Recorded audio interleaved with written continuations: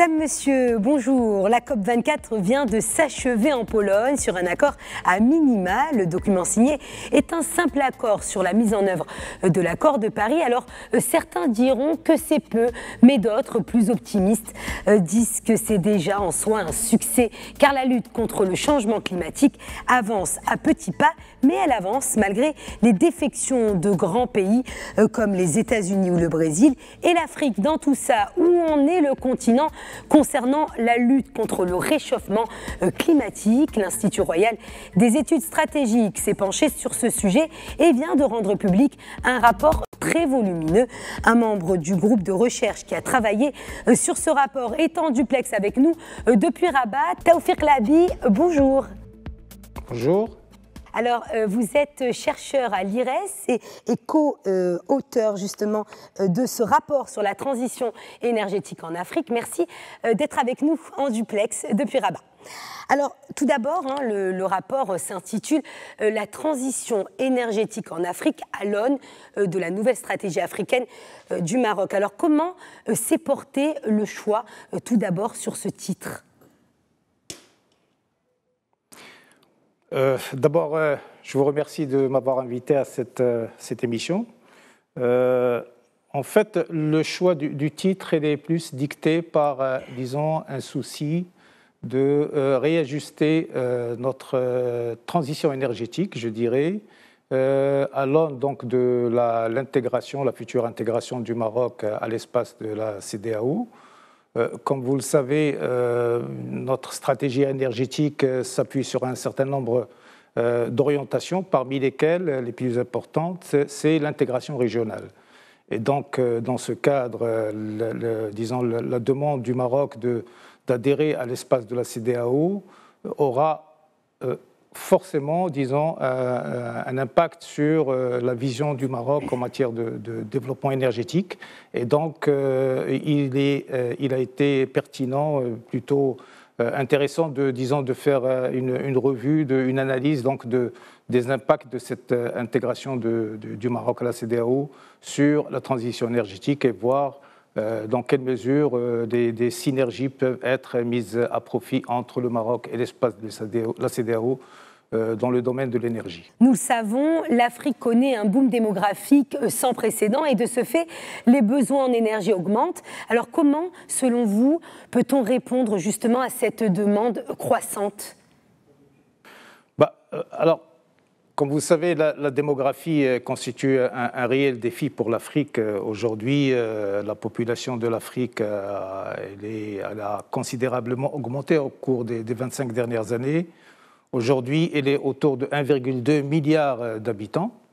Le problème, c'est que cette population croît à un taux, disons, annuel assez soutenu, de l'ordre de 2,6%, ce qui constitue à peu près le taux le plus élevé de tous les continents.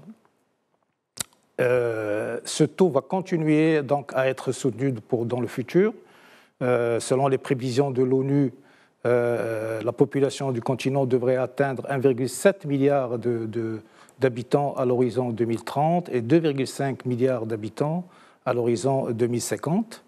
Ce qui passerait donc disons, la part de la population africaine par rapport à la population mondiale de 16% actuellement à 25% en 2050. Alors, le continent africain continue à s'urbaniser également, puisque le rythme d'urbanisation il est assez rapide. La part de la population urbaine qui est passée de 14% en 2050 à pratiquement 40% à aujourd'hui.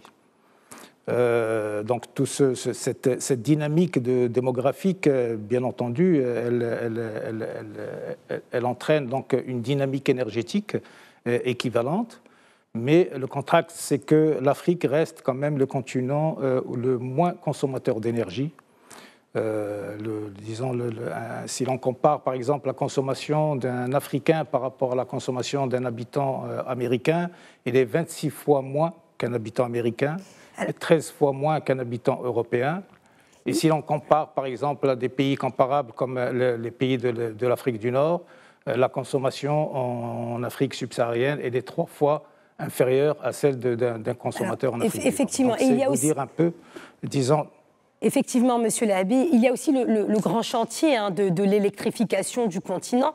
Est-ce que les projets en cours, justement, tiennent en compte l'aspect climatique pour ne pas répéter des schémas, je dirais, de production polluante?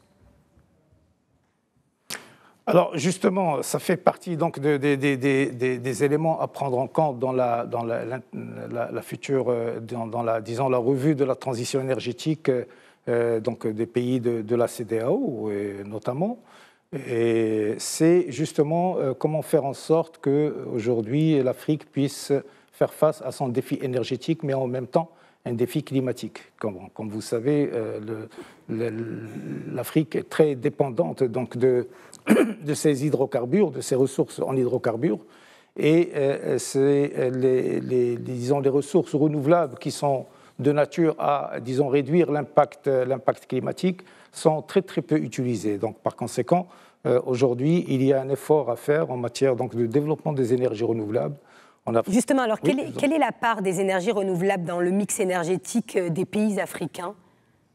Alors, dans la part des énergies renouvelables, si l'on prend, elle est très très faible. Hein. Si l'on prend par exemple la question si on prend l'hydroélectricité comme énergie renouvelable, le potentiel qui est techniquement viable, je dirais, en Afrique, il représente 13% du potentiel mondial, mais uniquement 7% sont utilisés sont exploités pour les besoins de l'énergie électrique.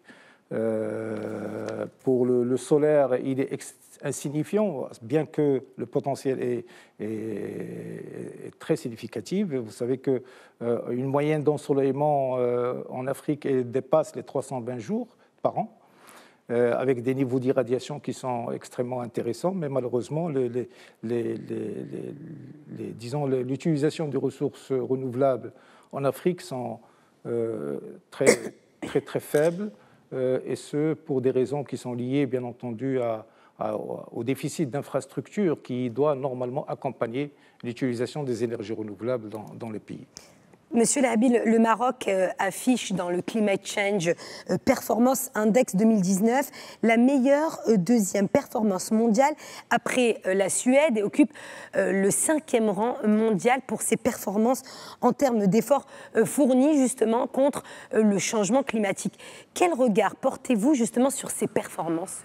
Alors, cette bonne performance, en fait, elle est due donc à un effort qui a commencé déjà en 2009 avec le lancement de la nouvelle stratégie énergétique qui s'appuie essentiellement sur le développement des énergies renouvelables et donc le recours à toutes les technologies fiables, propres et économiques, bien entendu, pour permettre un accès généralisé. Et donc aujourd'hui, le Maroc il s'inscrit dans cette dynamique. Le taux disons, le pourcentage des énergies renouvelables au Maroc, il est actuellement de l'ordre de 32-33%, et il est prévu donc d'atteindre les 20% et de le dépasser, l'objectif qui a été fixé en 2009, et donc et un taux qui va dépasser les 52% en 2030. Donc cette intégration des énergies renouvelables dans le système énergétique marocain, lui, le met dans une situation qui est assez confortable pour améliorer, bien entendu ses performances. Bien entendu, la stratégie énergétique s'appuie également sur un certain nombre d'axes importants comme l'efficacité énergétique. Et là, la stratégie sur l'efficacité énergétique, elle envisage donc des objectifs très, très, très ambitieux. Alors, Monsieur Lahabi, on ne peut pas parler d'énergie en Afrique sans évoquer le grand projet structurant du gazoduc Nigeria-Maroc.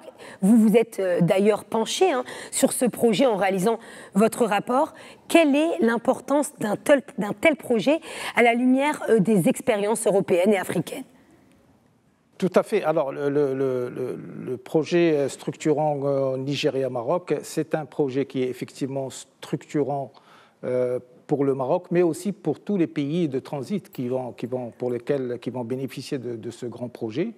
Il il va donc apporter une grande valeur ajoutée en matière d'efficacité et donc permettre aussi disons, d'atteindre les objectifs des pays. Merci, merci Monsieur Tawfiq Lahabi. Désolé, nous arrivons à transiter par leur territoire, mais aussi pour le nous Maroc, arrivons au terme de l'émission. Améliorer son efficacité. Merci Tawfiq Lahabi d'avoir répondu à nos questions. Je rappelle que vous êtes chercheur à l'IRES. Merci, chers téléspectateurs de Média 1 TV, pour votre fidélité. Vous pouvez revoir cette interview sur notre site internet.